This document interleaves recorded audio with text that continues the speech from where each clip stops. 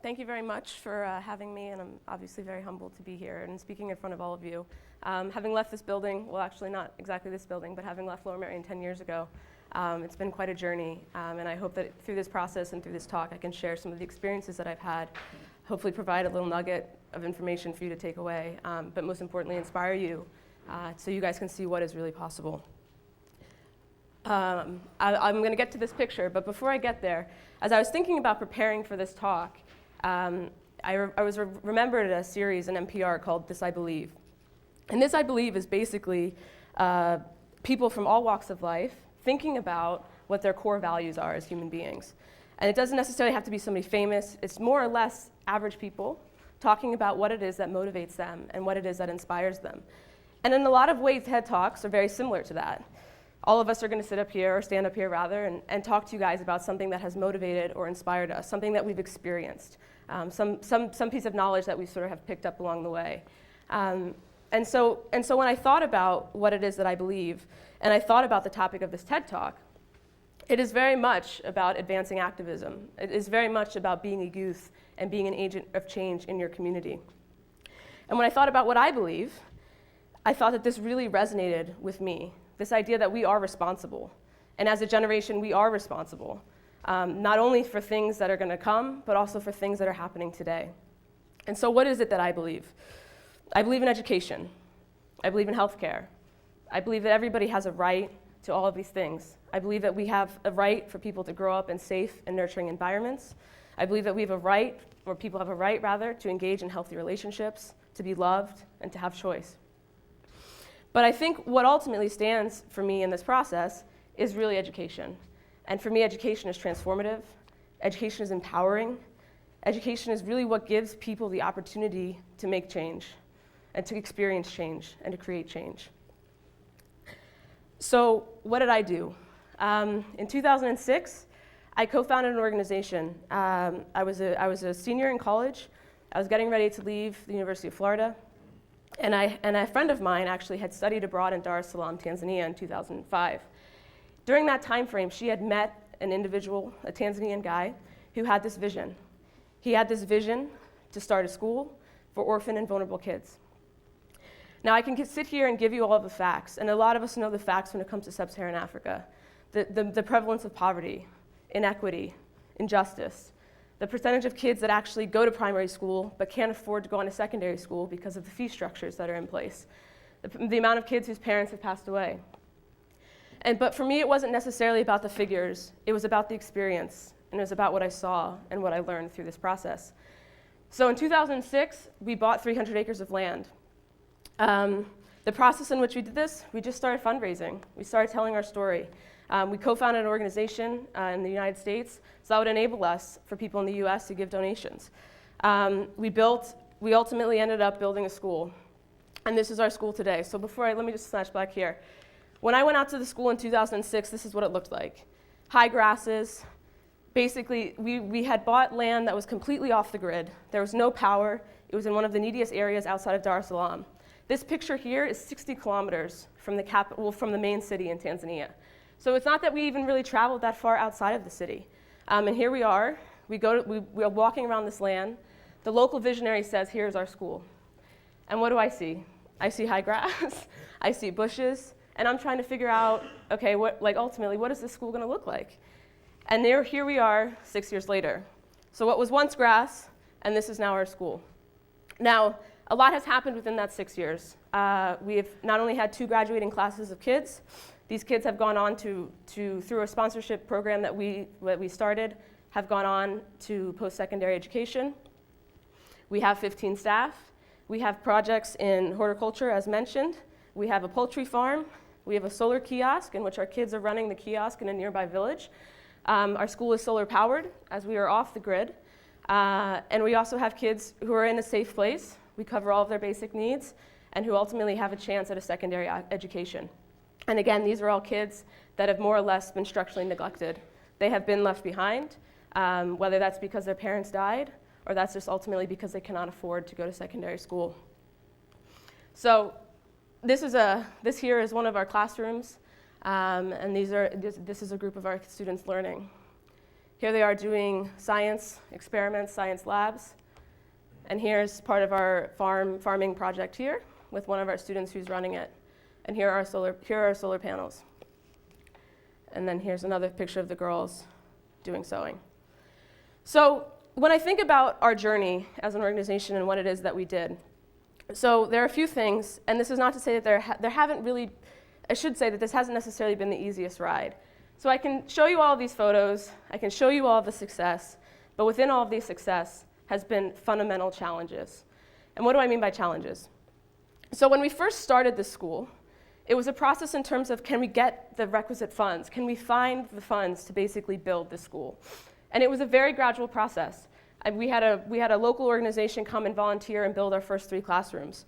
We started sharing and networking and reaching out to friends and family just to start raising the money to build the buildings. And it didn't happen overnight, but while in that initial planning stage, the question was, can we get the money to run the school? 6 years later, the school is built. But guess what?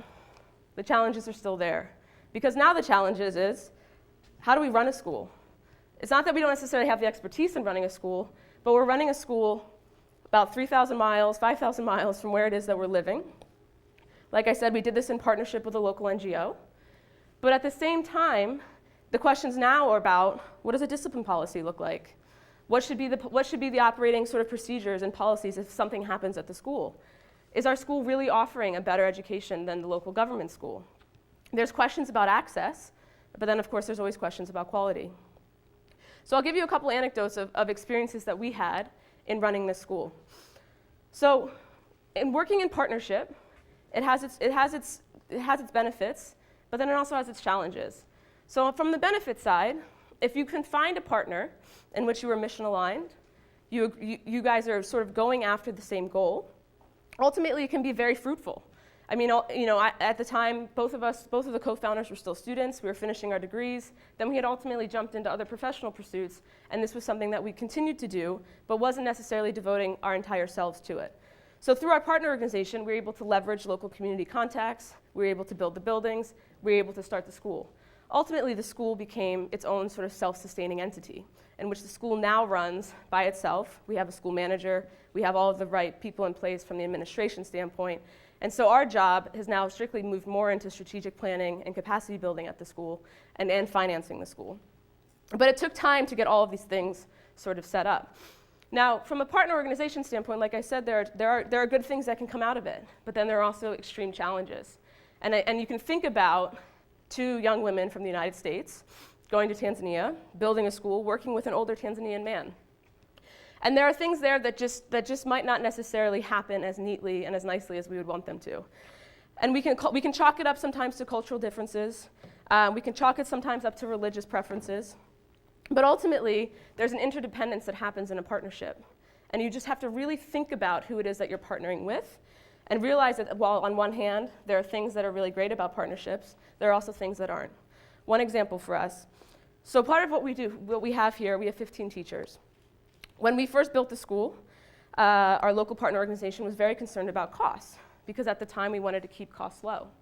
In order to keep costs low, he had gone ahead and hired voluntary or stipend-based teachers. There's not necessarily anything wrong with voluntary or stipend-based teachers, but if you think about someone who is committed to their profession or is committed to what they're doing, ultimately we realized that there was a lot of teacher turnover, and we were spending a lot of time hiring new teachers. And that was because we weren't putting people on contract, we weren't providing health insurance, we weren't really giving them the stable opportunity and job that they wanted. But at the same time, you're also worried about your costs and making sure that you ultimately have enough money at the end of the month to pay that. Another thing that we learned in this process is sort of this idea about what I would call, or have called, the impatience in the startup. Patience or impatience, however you want to think about it. So it's one thing when you travel to Tanzania and into this particular community where 85% of people don't have access to clean water, where there's one high school within the local community, the pupil-teacher ratio at that high school is around 1 to 100. And you see this tremendous need. and you know that there's something that you want to do. There's something that we are called to do, responsible to do even. And in that, you start making decisions. You make decisions pretty quickly because you see this urgency and you want to get things started, you want to get things moving. So for example, we picked land, 300 acres of it, that was off the power grid. The roads to the school, not really paved. And none of these things necessarily would cause a big problem or have caused a big problem. But when you think about sort of the implications of these choices and the choices that we made within the first 3 to 6 months of operations, and how over the last 5 years, they've impacted us in tremendous ways. The cost of getting building materials out to the school, very high. We have to have a huge sort of, more or less like a tractor, not necessarily a tractor, but like one of those big sort of trucks to bring everything out there. The cost of gas is high, the cost of transportation is high. Something happens to our kids, how do we get them back to the city? We have to pay a motorcycle, we have to pay a car, we have to get the truck. Or even just strictly from an education standpoint, by being off the power grid, we were able to get solar power, but for the first 3 years of the school, there was no power. So when it got dark out, which it does around 8 p.m. or so on average, since it's close to the equator, the school day was over, and the day was over for everyone. Studying had to stop, and let alone not even the studying, but then also sort of the technology provision. Like when we just brought a computer lab to the school, it's able to run on solar, but prior to that, those sorts of things were never possible. So those are just sort of two challenges. And when I think back on this, ultimately, this has been a process. There have been a lot of growing pains. It's not necessarily perfect, and nor will it ever be perfect, but it's something that we have committed to. It's something that we will continue to do. And it's something at the end of the day, we have 100 kids that would have never been in secondary school otherwise. And that's something that is something that inspires me, that is something that inspires our co-founder, and that's something that inspires us to keep in this work. Now, I've spent the last 18 months, I guess almost now 2 years, in Oxford studying international development. And there are a lot of things that it has forced me to think about, and there are a lot of things that I've learned in this process. And in many ways, I'm a student, very much like you all, still trying to figure out who it is that I want to be in this world, how I want to live in this world, how I want to build and engage a community. And so by being in Oxford, I had the opportunity to be studying with 30 people in my cohort, represented 11 different countries. And when you think about international development, we very much have an idea of what that looks like standing on this side of the ocean. We're confronted with the numbers. We feel like we need to immediately respond. And yet when you meet students who are coming from these communities and coming from these places, it really forces you and checks, and more or less serves as a check in terms of all the assumptions that we're operating under. And I say that because ultimately, it is our duty to know this world out there before we necessarily start to engage in it. And this is a quote that I sort of stumbled upon as I was preparing for this talk. It's Ernest Hemingway, and he in essence says, it is your duty to understand the world rather than simply fight for it. So think about that. It is our duty to understand rather than simply fight. And I say that because as an activist and as a student activist, we're all here to fight. We all have a responsibility to fight. But yet what a lot of us, and myself included, didn't necessarily do in the beginning was begin to understand. And the 6 years that we've been in this work has been a process of understanding. It's been a process of asking questions. It's been a process of listening to the answers, to reflecting, to thinking about ourselves and what this means for me, but then also thinking about the communities in which we're working and the people that we're engaging. Not only Hemingway, but also another sort of prolific economist, whose name is Amartya Sen, also writes about development. For any of you guys who are interested in development, a great book to read would be Development is Freedom. One of the first lines in the book, he sort of talks about that development is about removing people's unfreedoms.